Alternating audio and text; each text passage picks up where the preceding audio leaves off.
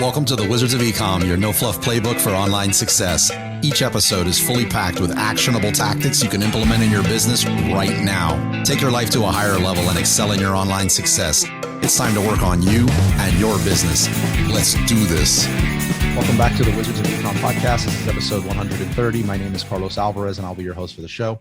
On today's episode, we have an amazing guest, the owner and co-founder of AdVance, Joe Shelerud. Joe, welcome to the show. Yeah, thanks for having me on, Carlos. Super excited to go through this. Absolutely. Like I said off air before we started, a huge thank you for your patience in this, between the bronchitis thing that some of the listeners on this show dealt with to last second reschedule yesterday. We were going to record this yesterday. You've been a champ through all of this, so I really appreciate it. No problem at all. I know how it goes. Right. So we first met via LinkedIn. You posted something on LinkedIn that was like really caught my eye, which is pretty hard to do on LinkedIn, I feel like nowadays, because there's a lot there. Sure. And it had to do with DSP, reached out to you, you were quick at responding. And I asked you to present to the my Amazon seller community, which you did. That show's still being referenced to this day. Anytime something DSP comes up, it's almost like, what would Joe do? Right. So like that in our Telegram chats and everything. So it really was a great presentation. I had an audio and video issue that day, if I remember correctly. Yep. I think you had a storm come through. Yes.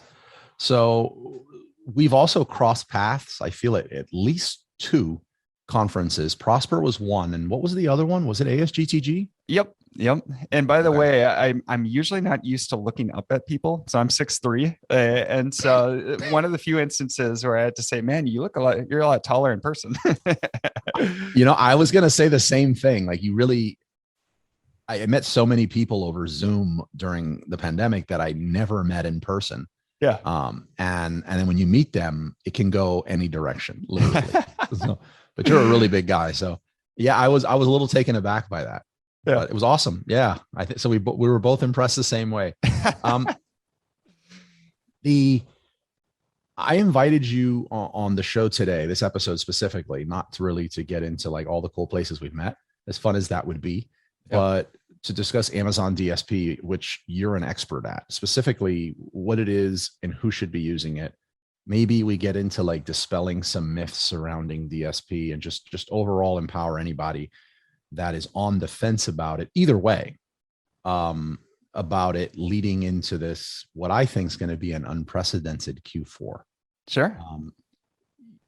To preface this a little bit, you're the co-founder of AdVance. It's a digital ad agency specializing in Amazon advertising. So you're very familiar with the sponsored product side of things, and you're an expert in DSP, and we'll get into what that is in a second. I want to kick this off with when did your path intersect with advertising, period, and why is it your passion? Yeah. So I actually started as a seller on Amazon. So I didn't get started just in advertising. So in 2014, I started as a seller. And so I was listening to different podcasts at the time and heard about this thing of selling on Amazon. Ended up developing my own private label brand. And from there, I was growing that up. And I was looking to reach out to different agencies to manage my PPC for me. And as I was reaching out to different people, like I'm an engineer by background. And so I built a lot of different tools to manage my advertising. And as I was reaching out to different agencies, found that what I was doing was actually a lot more complex and strategic in different aspects than the people that I was talking to.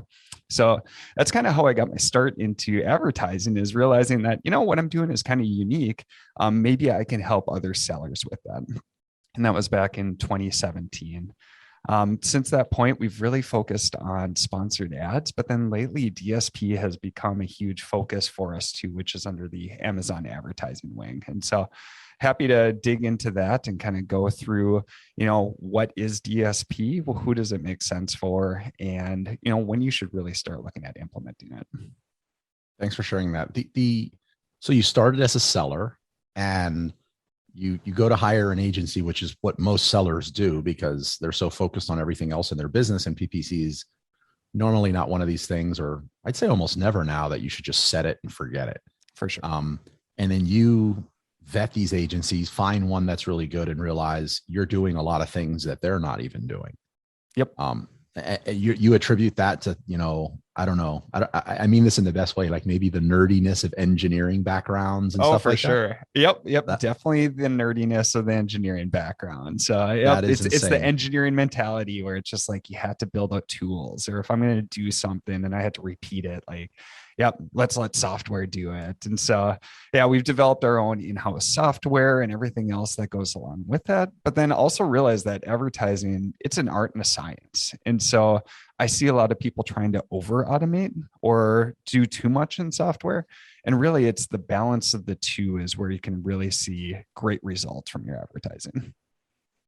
That's well said. I'm doing my best to not chase that right there. And I think I'm going to bring you back to the show because that is a thing that I think is harmful. There's a lot of PPC agencies popping up that are just, it's really just, I'm plugging you into some automation tool and it's set it and forget it. And that's not going to end well.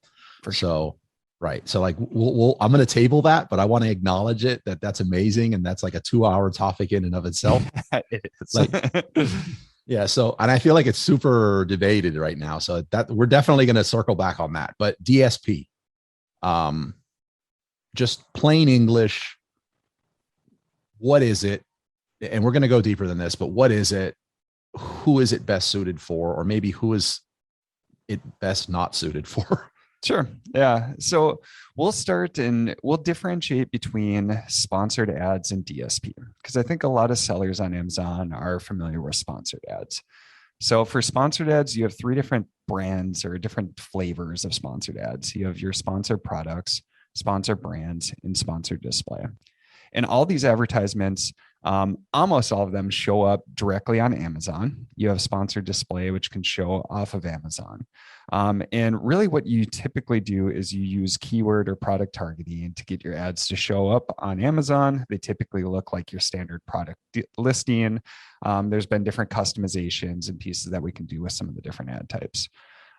If we look at DSP, now, DSP is really a way for us to utilize Amazon's data to build up more complex audiences. And so really trying to distill it down, you can show ads both on and off of Amazon, but you can build up these audiences that have a lot more insights.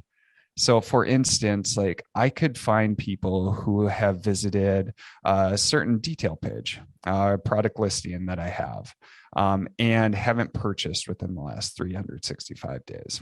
Or I could build an audience over people who have visited my competitors' detail pages, but haven't purchased my product or my competitors. And then I can also stack other information that Amazon also has, like demographic information. If I sell local products or want to target specific areas, I can put in zip codes.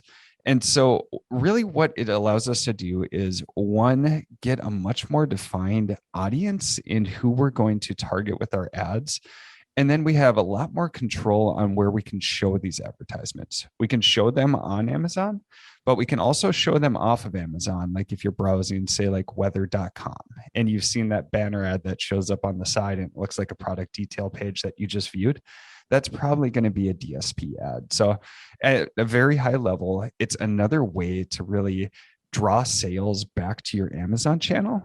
Or in some instances, you can actually use DSP to build these audiences, but then send people back to your website too. So it's kind of an equivalent to like a Google Ads, but you get to use Amazon's data and Amazon's unique ad placements overall. So people are accustomed to Amazon will ban you if you take people off your platform. So can you share a little bit more about that? So how are you using Amazon's data and how does it look sending it to your website? Sure. Yep. So the big stipulation there to send people to your website is that you can't be selling the product or related products on Amazon itself. So for instance, if you're a car dealership, like Amazon doesn't sell cars yet.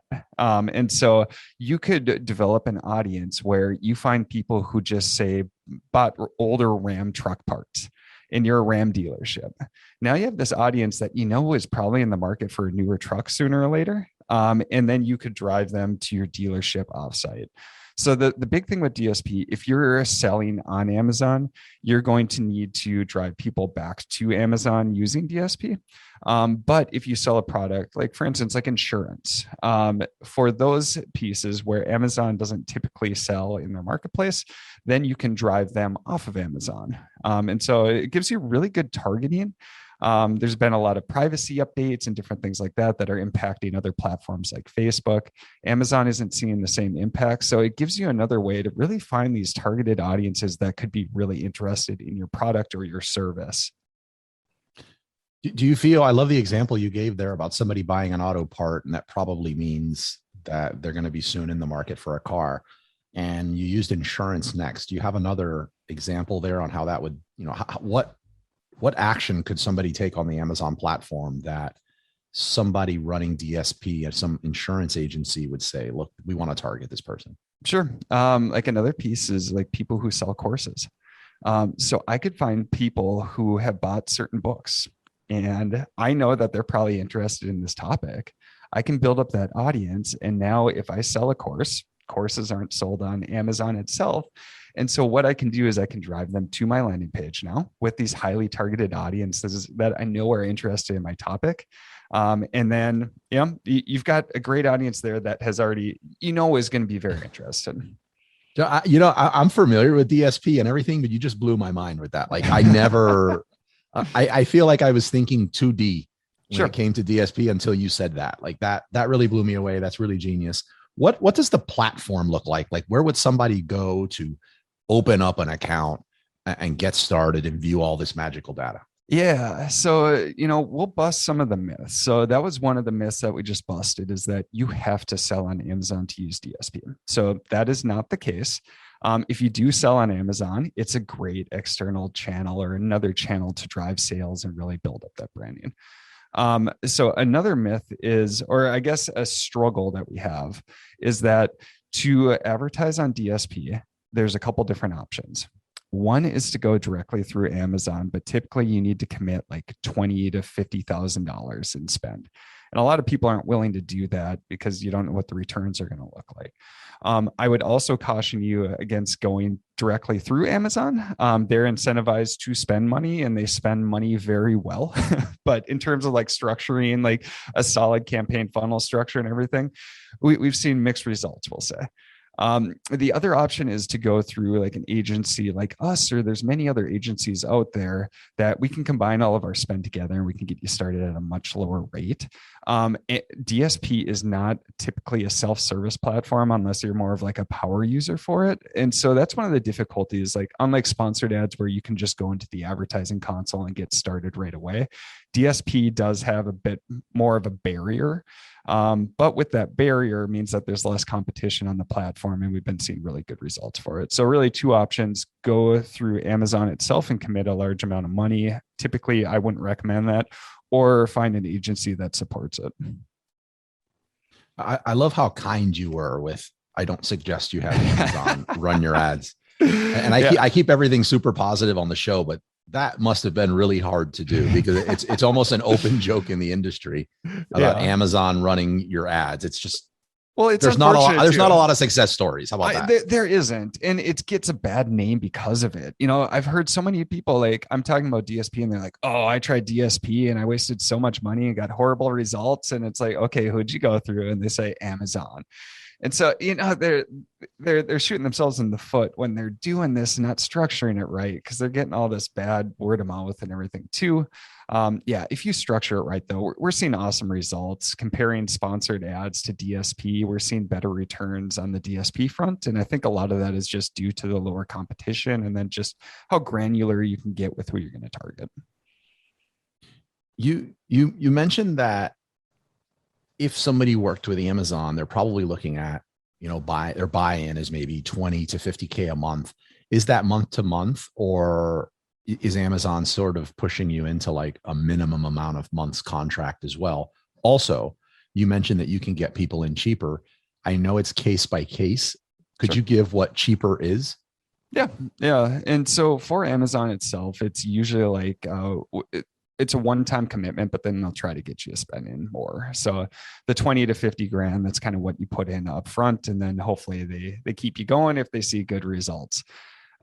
For us, we'll start sellers at a couple $1,000s a month. So we charge a fixed rate, and then there's the percent of spend that goes along with that. With that fixed rate that we charge, it means that we can get you going a lot cheaper earlier on, so you can test the waters. And the reason that we do that is we're really confident in what we can deliver with DSP, and we're able to scale up accounts pretty quickly. Like as a seller myself, I don't want to come in and commit a huge amount of money until I see what the results look like. Any of the other ad platforms, I'd do the same thing. I'd set up my initial ads and then scale up once I'm seeing the results. And so that's the approach we take too. Let's see those initial results. Let's build out that bottom of the funnel structure. Let's get that going. And then we're confident that you'll scale it up over time because you're seeing a great return from your advertising. That's sort of confidence. And like when someone commits a lower dollar amount with ads, it's usually harder to get like amazing data faster. That's been my experience. Sure. So you're really taking a risk there to, investing a lot of your labor and resources into showing some wins to this client. Like that's admirable. But I'm trying to word this, like, what's your approach then towards just anybody walking up to you with, I don't know, a bedazzled garlic press and says, I want to run DSP? Like, what's your criteria when someone comes to you? They only want to spend a few $1,000s. Like, what are you looking for to see if it's a good fit and if you can show results? Sure. At the end of the day, we have to show a good financial return on what we're doing. And so we're going through and we're looking at the products too. And we're analyzing sponsored ad spend if you are a seller on Amazon. And we have to see a minimum amount there, and we have to see solid converted products. It's kind of the equivalent for like if we were running Google ads for you and sending you to a landing page that just doesn't convert. We could have the best advertising strategy in the world, but if that landing page isn't going to work as it should, we're not going to see good advertising results as a whole. And so it's the same equivalent on Amazon, where we're looking at the products, we're looking at what you're doing on the sponsored ad side. Like typically, if you're spending anywhere from like 10 to 20 grand a month on the sponsored ad side, then DSP starts making sense for you. So even though we'll get started really small, we're looking at like longer term, is this going to make sense for them to scale up? If it's not, we're not going to take you on because you're not going to be happy anyways.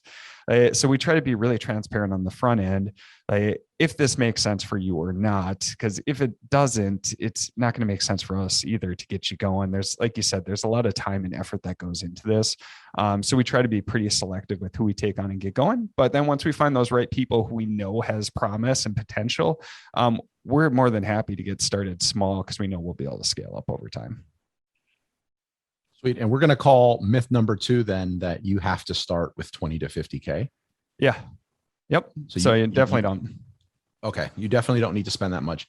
Let me take a step back to something else you said a second ago, and then we'll keep going into this. And you mentioned that with DSP, you could target people. I think you even said zip code, but definitely by city or state. Yep. Can you give some examples as to what that would look like for a client and who are the type of people that would really benefit from that? Sure. So for instance, say you're selling grocery and the same day grocery delivery is only available in certain locations. Well, now we can use DSP to target those specific locations versus other people who, if they click through on the ad, isn't going to convert right away. Another way that you can use it is, like, I'm located in northern Minnesota. So a little different than the weather in southern Florida. And so what you can do is take into account seasonality too. And I can target certain zip codes that I know are getting colder or staying warmer. Say if I'm selling like pool accessories, targeting northern Minnesota at this time of the year is not going to be a good idea. But focusing on the southern locations can be a great idea. So those are different instances too, where you can focus on certain zip codes, or you can even get more granular where like I can focus on certain events, or I can change up my creatives to like, reference like local sports teams or different things like that that are going on in certain cities to even like add more like personality to these advertisements, because you have a lot of control on the creative side too. So there's many different ways that you can use it. And with that control, that's why DSP is a lot of fun, is there's just so much creativity that's involved. There's a lot of numbers stuff that feeds my like engineering side. But there's a lot of creativity that you can really apply to. Seems like almost like geofencing. Is that correct? I was talking with Tom, a friend of mine, and I think we were in traffic and conversion, and there's the Padres stadium is like right there. Sure. So he had this idea. He's a baseball geek, and he was mentioning, it'd be great to target this baseball product idea I had and be able to target the people at the San Diego Padres game during this massive game. Is that what you're talking about? Sure. Probably not as specific like at the game itself, but you could target people like around the stadium itself who are going to be very familiar with the Padres and the team and, specifics for the team itself. You could time out certain orders to run at certain times. And so you can get really specific overall. So those items are definitely potential. Usually we go a bit broader though when we're using DSP. Costs of DSP. We talked about like how much it is to get in, but if we were to stack this up, a business only has so much ad budget to spend. And sure, if we have Facebook, Google, Amazon, like all this stuff, I'm gonna say Amazon sponsored products, and now we're trying to carve out something for DSP. Do you find you're able to convert more affordably using DSP than say Google or Facebook? Yeah, right now we are. And I think there's a couple aspects that come into play here. Like one is just the level of targeting that you can get on Amazon. Like for instance, if we compare to Google, Google's trying to take search results and then correlate them to specific, like say buying behaviors or shopping behaviors. Facebook is even a little bit more disconnected where they're trying to track all this information to then be able to group you into different audiences that may be interested in X, Y, or Z. Whereas with Amazon, we have the actual consumer shopping information. And so we just get right to the source, and you can get finely tuned audiences on people who are interested in it or would be interested in your products. And so I feel like that's one piece. And then two is I think there's just so many myths or misconceptions with DSP. Like people just think it's for Amazon sellers. People are turned off just by initial results, just like what we talked about. And so due to that, with competition seems to be a lot lower, but DSP is definitely growing and catching on. And we've been seeing a huge shift towards that. And if you look in terms of like advertising returns, so like our ROAS or our ACOS, like how much sales do you get per your advertising spend? We're seeing much better results right now with DSP than sponsored ads for Amazon sellers. And again, I think the key reason is that it's just, there's a lot of different roadblocks to get into DSP. So now for those who can, you can definitely take advantage of it. I guess there's some similarities there between, old headline ads and display ads only being accessible via Vendor Central. So you had that Vendor Central roadblock from being able to access those ad types.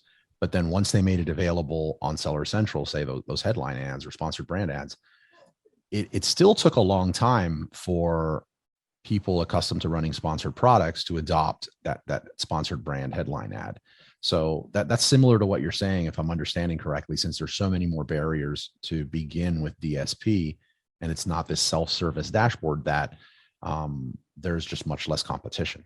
For sure. Yep. And I think you hit it right on there. And we're seeing that on the sponsored ad side too, that anytime a new feature is rolled out, if we can get on it right away, and since we have our own software in-house, we can do that. We always see less competition. The results are great from the start, whether it's, sponsored products placement adjustments that are being added, or sponsored display product targeting features, or different sponsor brand customizations that you can do. Any of these new ads, it takes a while for the market to catch up on their true potential. We're seeing the same thing for DSP, but it's just that opportunity is staying out there longer just because there are all these misconceptions and barriers to get into the program. Well, one of the targeting options that you mentioned in the beginning, and I don't know if you're equating these to say flavors or like flavors similar to the sponsored side, is that somebody, checked out your product detail page, but they haven't purchased the product in X amount of time. Sure. How are you able to differentiate and say, well, maybe the person bought it somewhere else and then running this person an ad, not somewhere else, but somewhere else on Amazon? Sure. How are you distinguishing between that? Yeah. So what you can do is you layer these different audiences. And so you could say, all right, this person has visited my detail page within the last 30 days. So they all get grouped in. But then you can say, but make sure that they haven't purchased my product or my competitor's product or this other product or this other product. And so you can get very specific to filter these down.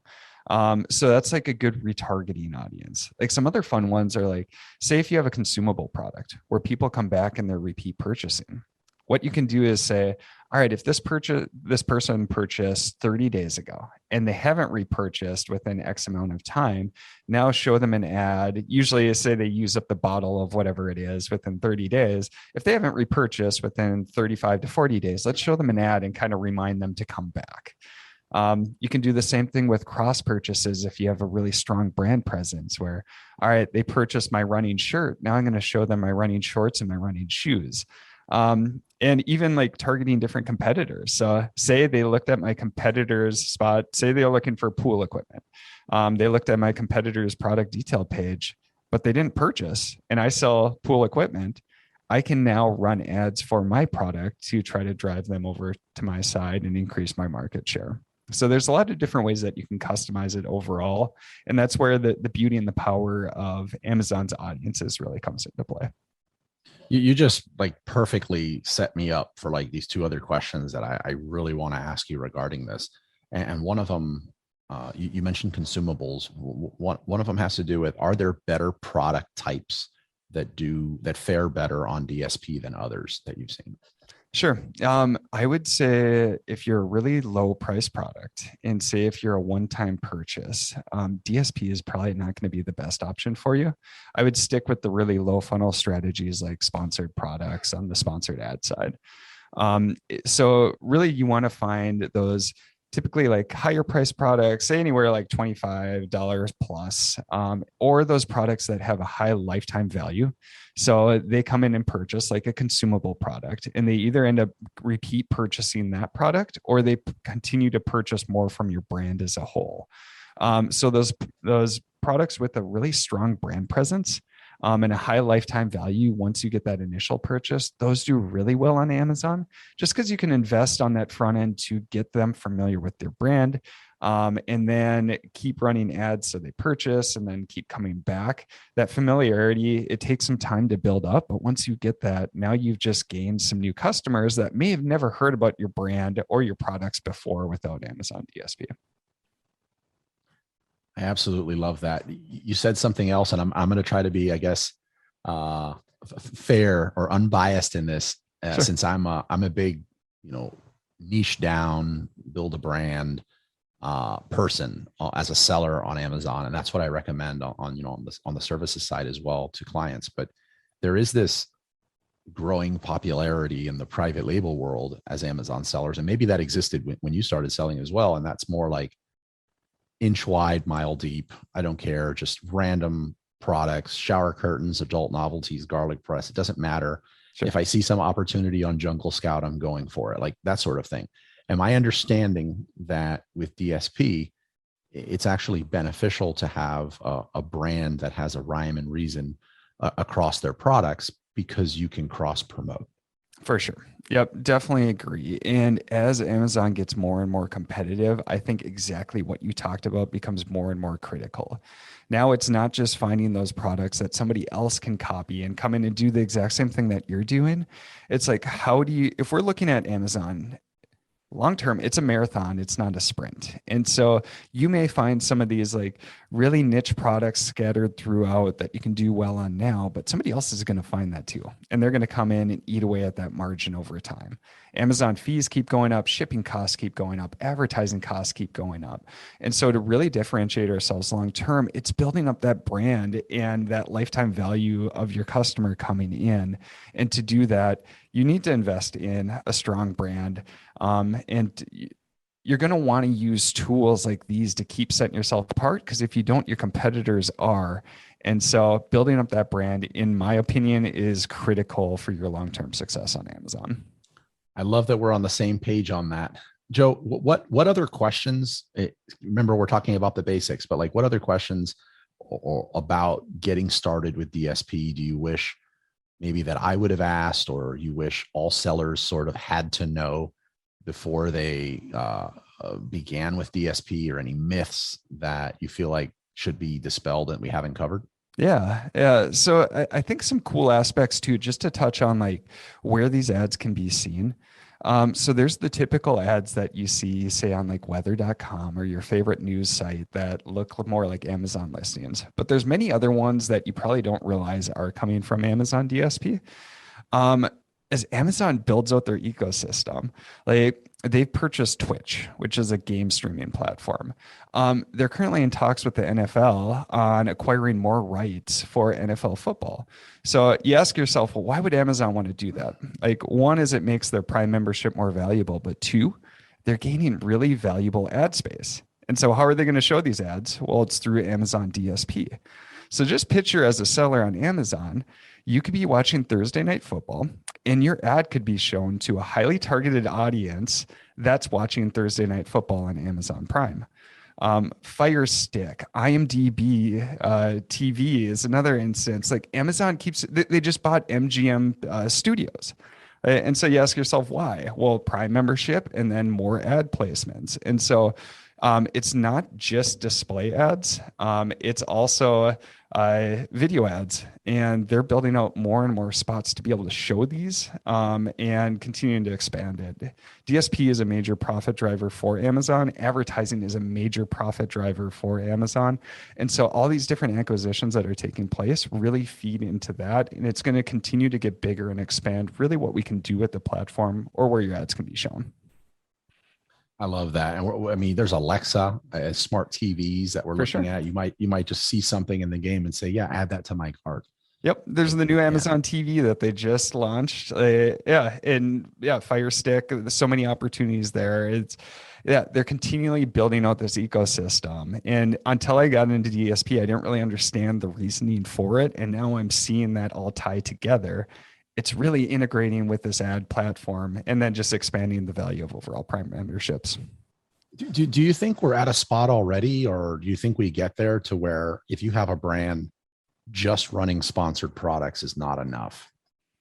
I think we're there. And I will say for certain products, there's going to be certain products where it's never going to make sense to run DSP for, some of those lower price products or those ones where you don't have that solid brand.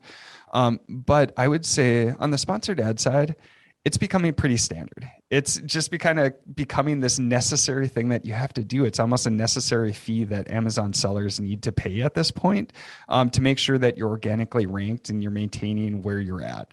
And so now if you're trying to look at what's the next thing that you could be doing, it's driving external traffic through platforms like DSP. That's the way to keep up that sales momentum and velocity. That's the way to help increase your organic rank. If you look at what your competitors are doing, anything that you can be doing outside of that is going to set yourself apart. Right now, I think sponsored ads, you need a really solid foundation there. And we see a lot of people who are running it, but they don't have it structured really well.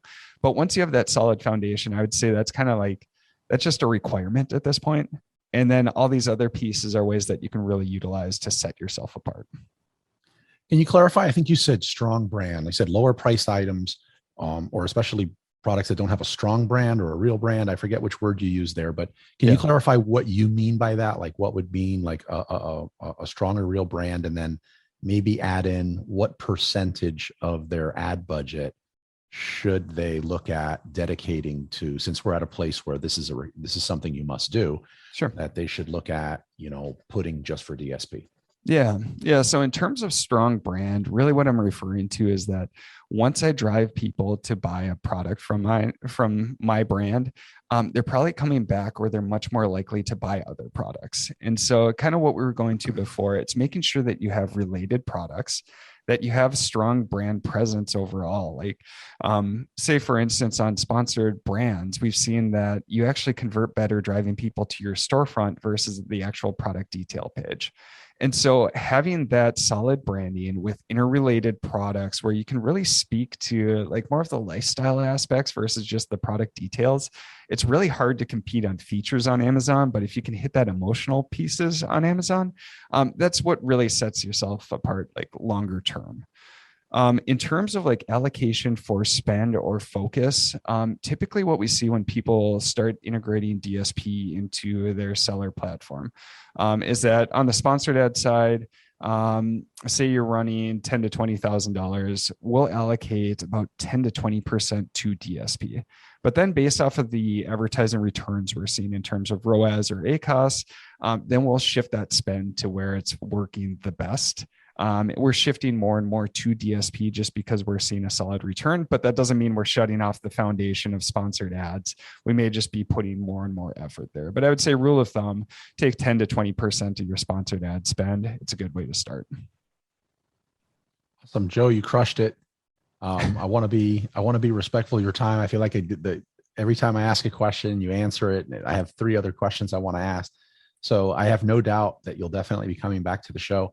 2 things before we start wrapping up here. One is what's the best way somebody can reach you to really like jumpstart DSP for them, or maybe even to talk to you about, bolstering their sponsored product ads? Yeah. I would say you could definitely connect with me, Joe Shelerud, on like LinkedIn or Facebook. You could go to our website at adadvance.com. We've also got a podcast called The Ad Project where we dig into these topics in a lot more detail. So any of those channels are great ways to get in contact. I'll definitely have your name and a link to your LinkedIn profile in the show notes, but you said your podcast name was The Ad Project? Yep, that's correct. That's good. And you build the podcast just completely around ads, DSP, and sponsored products? Yep. So we primarily we do some pretty deep dives on sponsored ads and DSP. And then along with that, has some guest interviews too, primarily focusing on advertising. I'm going to jump over and subscribe myself. The only other podcast I knew of that was 100% dedicated to ads was Ad Badger. I don't know if you're a fan of that one. Great podcast. Absolutely. Last question. I let you off the hook and we can get back to our day. This episode, by the way, comes out on Monday. Is what is your favorite book and why? Yeah, this was fun too. So I'm an Audible book junkie. Like I'm not the person to sit down and read, but I listen to books constantly. And so I looked and my Audible profile is up to 199 books. So I'm going to have to really think about that 200th book that I'm going for. One that I keep going back to is called The Compound Effect by Darren Hardy. And really simple premise, but what it is that each day as you get going, if you can develop these small little habits that somewhat improve your day over time, they're really going to make significant impacts. And so I always keep this in mind as I'm starting up something new, like, a new social media platform or a different way to market ourselves or optimize ads. Like, you may not see the results right away, but over time, things just keep compounding. And if you can set yourself up with these small good habits on a daily basis, they really add up over time. Yeah, it's a phenomenal book. I think it's in my top 10 books I've read. I've read it. I've listened to it. I actually prefer the Audible version of it. 2 other complimentary books for me on that one is The Slight Edge. I forget the author's name. Okay. And Atomic Habits. I don't know if you've read Atomic Habits. Yeah. I'll check out The Slight Edge though. They seem to work like really, really well together. So Joe, you were amazing. Sincerely. I already look forward to having you back on the show. I have no doubt this is going to be an amazing episode when it releases on Monday. Thank you so much for your time. Yeah, thanks, Carlos. It was fun sharing this episode with you. If you found value in what you've heard, please show your love with a subscribe, rate, and review of the show. Until next time.